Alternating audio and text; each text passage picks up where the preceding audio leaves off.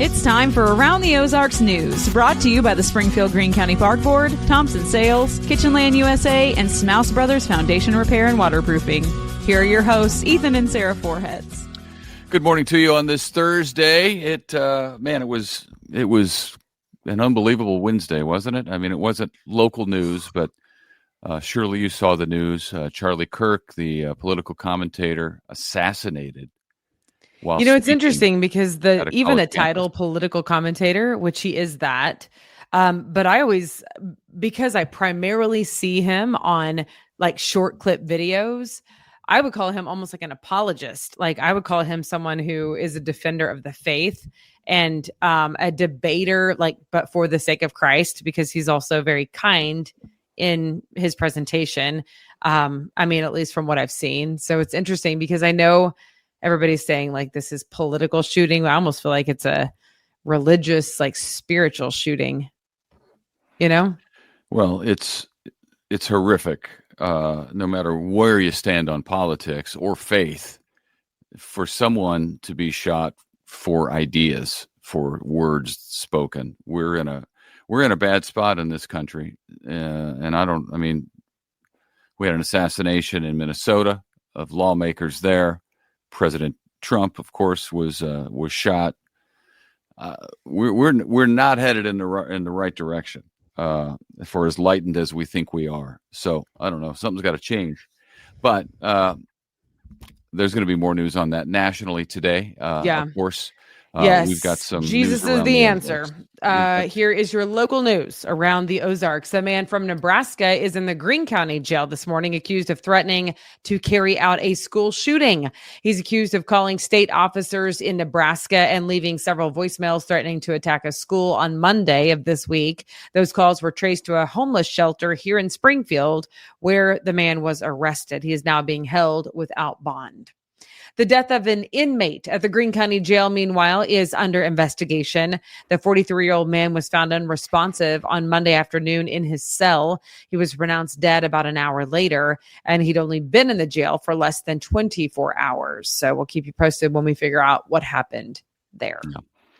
Heads up for you, if you're going to be driving Interstate 44 through Springfield overnight this week and next week. Obviously, they are widening the road there to 6 lanes, 3 in each direction from West Bypass to Glenstone, not to Glenstone, to 65. Yeah. So road crews are pouring new concrete for the pavement. That will mean the right lane heading westbound between Glenstone and Highway 65 is still closed right now until just a little bit longer, 6 a.m. And then there will be similar closures all week, this week and next week, from 10 in the p.m. to 6 a.m. on Interstate 44 through Springfield. So just heads up there. It's going to be off and on until they get that thing widened. The Branson Board of Aldermen has approved a $400 million development. They're not paying for it. They're just approving that it can go in. A company from Tulsa will develop more than 130 acres of land near Gretna Road and Town and Country Drive. It will feature residential space. It's a big deal. Hotel, restaurants, sporting goods store, an attraction called the Bible Encounter, some sort of sports facility as well. A lot of stuff going in there. It's 3 phases of development that'll be stretched out through 2032. So that's happening in Branson. Okay.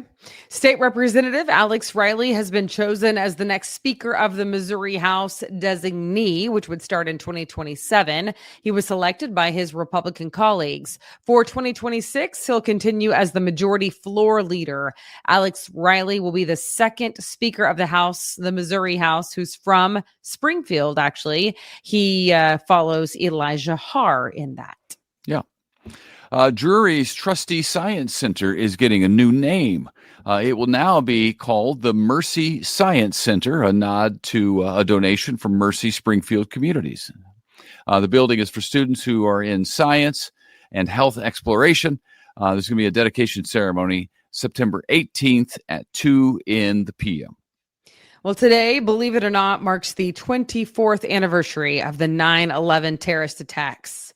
Hard to believe, 24 years. Yeah. And with that, we are having the annual stair climb. This has been going on for multiple years now, taking place today, being put on by the Warriors Journey and some other partners. Retired Colonel Scott McChrystal will be speaking, along with MSU's head football coach. He will be there as well, Ryan Beard. All the money raised today will go to the Warriors Journey, and they support veterans who are in need. So participants start early this morning, about 6 a.m. So if you're not already registered, I don't know that you're going to make it, but you can look that up. So you've done that before, right? Yes, I've done it a couple times, and it was really remarkable because you get, at least the years that I did it, I don't know, I think that they maybe do it a little differently every year, but you get the story of a firefighter who fought on 9/11, and you are going up the stairs, the flight number of stairs that person went up, which it was really hard work. I mean, it's very difficult, Wow. So what stairs did they climb? About that. Locally, we were at Hammons Field. I think this year it might be at MSU. Honestly, it was like, because the sign up had passed, I was like, I mean, you might be able to sign up on the spot if you're up and Adam crack-a-lacking early this morning, but otherwise, I know a lot of people have already committed, so it is a neat thing though, if you don't have to be to work early. Well, the Warriors Journey is a fantastic charity, so they do good work. So Springfield Little Theater is putting on the musical Annie. That starts tomorrow, runs through September 28th. There's lots of iconic songs in Annie. I haven't ever seen the play, but I have seen the movie. Who hasn't seen the movie, right? It's happening at the Springfield Little Theater on the Landers stage. It is at Hammons Field, by the way. It is at Hammons Field. Okay. So the Annie musical, by the way, you will be excited to know that I was actually in the Annie musical. Oh, isn't that sweet? Yeah. Who were you, Annie? Yeah. I was not Annie. No, I can't sing well enough to be Annie. You should know that. I can dance, however. Were you a tree in the background? No, I was one of her fellow orphans. Okay. Yeah. And it was great fun, actually. I can't sing, so that's problematic for Annie. You got to be able to sing. Okay. Year number 53, by the way, for the Seymour Apple Festival. You know what I can do is eat apples and apple pie. How about them apples? It starts today. It runs through Saturday. There are vendors, food, live music, fun events, apples, apple pie, and the likes. Some of those events include a corn dog eating contest. Feel like I could probably win that. The Apple Princess Pageant, a parade, and various other competitions. You don't think you could win the Princess Pageant? No. Out of the two, you're going to go corn dog? Probably couldn't do that. But I do feel like I'd have a pretty good shot at the corn dog festival. Well, I think that's probably true. But you would win my Princess Pageant. Thank you. I appreciate that very much, babe. If I had very, very princess-like.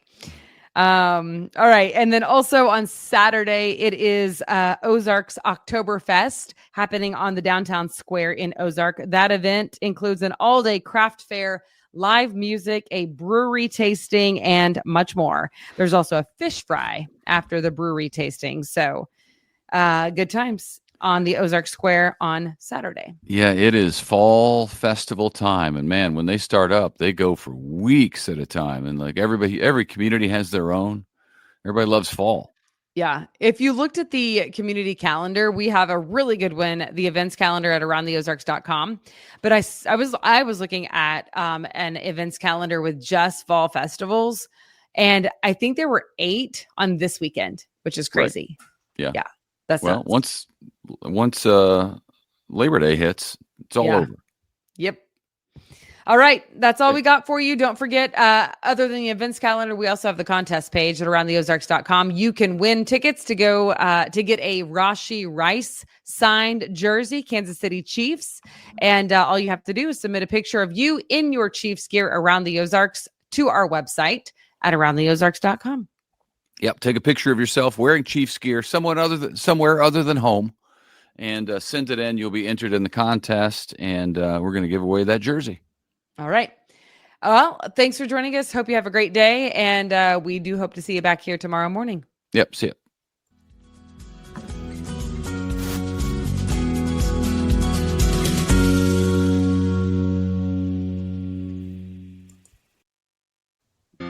It's time for Around the Ozarks Wake Up Weather, brought to you by Command Family Medicine, Heating and Air Paramedics, The Trailer Ranch, Hewitt Messenger, and Taylor Grubaugh Chevrolet. Here's your host, meteorologist Abby Dyer. Good morning, everybody. Welcome to your Thursday. We've got temperatures this morning starting out a bit warmer than they have been. We had some cloud cover overnight, and as a result, numbers are in the mid-60s to start. Now, today's the day you're really going to notice that heat that we've been advertising for a couple of days. Mid-90s are expected by this afternoon. It is going to be sunny, hot, and summer-like across the Ozarks. And I've got a whole lot of that type of weather to come in our extended forecast. So if you were missing the summertime temperatures, weren't quite ready to be done with those warm numbers, you are in luck because the next several days look like the middle of summer. We'll see high temperatures warm back up easily into the mid-90s. When you start out at 65 degrees, it's not so difficult to do that. Sunshine will be out early today. That will allow for some quick warming in our forecast. So I think by lunchtime, we'll already be seeing the mid and upper 80s, and we'll land in the 90s at the peak heating later this afternoon. It'll be hot today with mostly sunny skies, but once again, the winds won't be too strong. We have mid to upper 90s that are possible not just today, but also tomorrow and Saturday and Sunday and Monday and Tuesday and maybe even Wednesday of next week. It is a hot stretch for sure with these numbers that are well above average and maybe even approaching record numbers. That's what's going to be in place through the end of the weekend and into the early part of next week. So there's no shortage of heat. We have lows tonight that fall back into the 60s once again. Friday sets us up for another sunny, hot day. High temperatures tomorrow at about 96. We'll continue to see low temperatures on the rise too. In fact, we're falling back into the upper 60s several nights, so hardly cooling down at all. Numbers are going to be in the upper 90s on Saturday and Sunday. It is going to be a summer-like weekend, so if the pools are still open, the lake is available. Water's a whole lot colder now, but you'll be able to enjoy some of those summertime activities. May need to fire up the sprinkler to stay cool in the backyard this weekend. You'll also notice that it's a dry forecast. It's a stretch of dry days, and with highs maybe approaching records, it's just going to be a hot and dry stretch. And sure enough, that's what we're seeing issued too from the Climate Prediction Center. September 17th through 23rd. Looks hot and dry. We have a good chance of seeing above normal high temperatures. Normals, by the way, for this time of the year, around 80 degrees. We're going to be well up into the 15 to 20 degrees above those ranges. Precip also looks below normal. I sure hope that we can get a pattern change for the end of next week.